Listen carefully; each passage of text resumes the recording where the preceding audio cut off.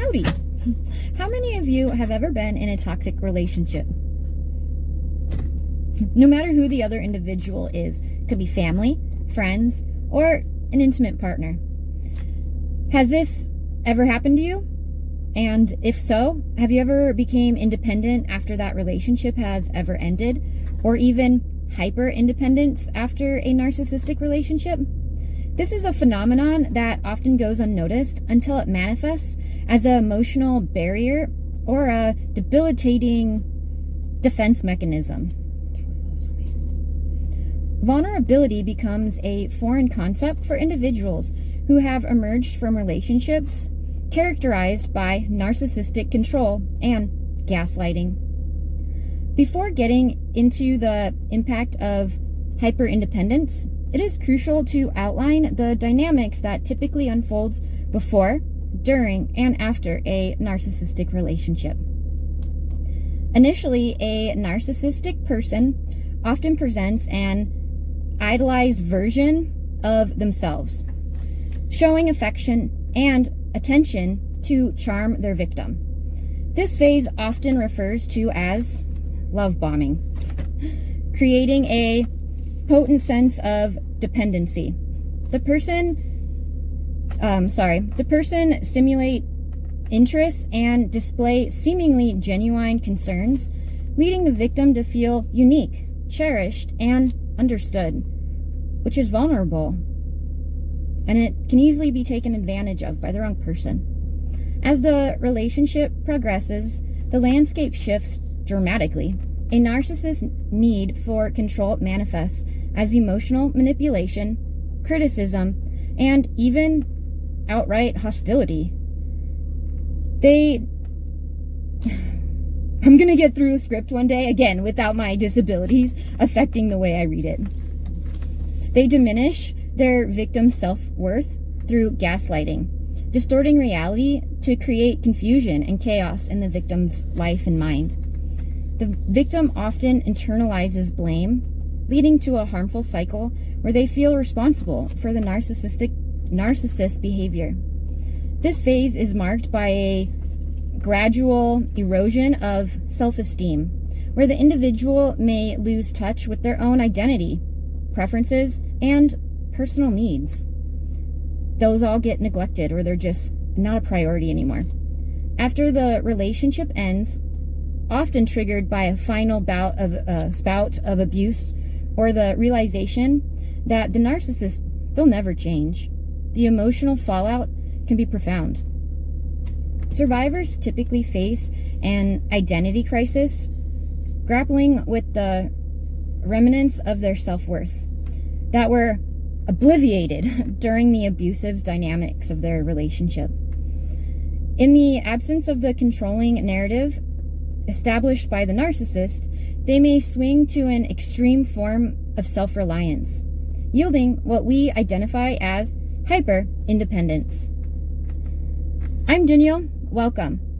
We're doing another video. Hyperindependence often emerges as a protective mechanism, stemming from the realization that trust is a foreign concept. The survivor becomes weary of vulnerability, rationalizing that I don't think I'm ever going to get through a script. Let me know in the comments if you guys struggle with public speaking or talking. I know this was a huge concern and part of my IEP and why I was in special ed, because of reading, if you can tell. So me doing this tries to help get over that fear of public speaking. This mindset directly from the previous experiences where dependency leads to impulsation and pain. The reactions to this unhappiness can often be an exaggerated form of independence, where they resist seeking help, delegating tasks, or forming close emotional connections. I'm hoping that I can finish this video. The slogan becomes, "I can handle everything alone," which can be a response to the helplessness they felt during their relationship. Hyperindependence can reflect a deep-seated fear of intimacy. That's so true.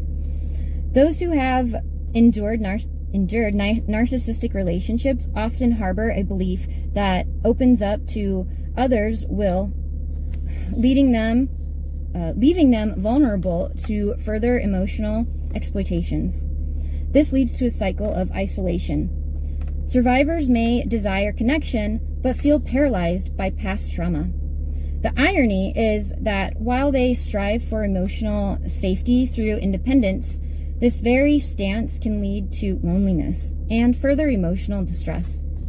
Narcissistic relationships often involve a profound loss of personal agency, which can contribute to a complicated relationship with decision-making. Being a hyper-independent being a hyper-independent individual might assume might take on excessive responsibilities, not only for their well-being, but also for the well-being of anyone who crosses their path. This results in learning to cope with burden alone, often at the expense of their own mental health and emotional health.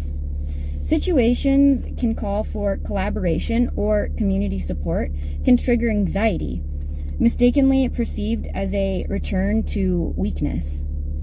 That's definitely a big one for people who have been in relationships and have been mistreated.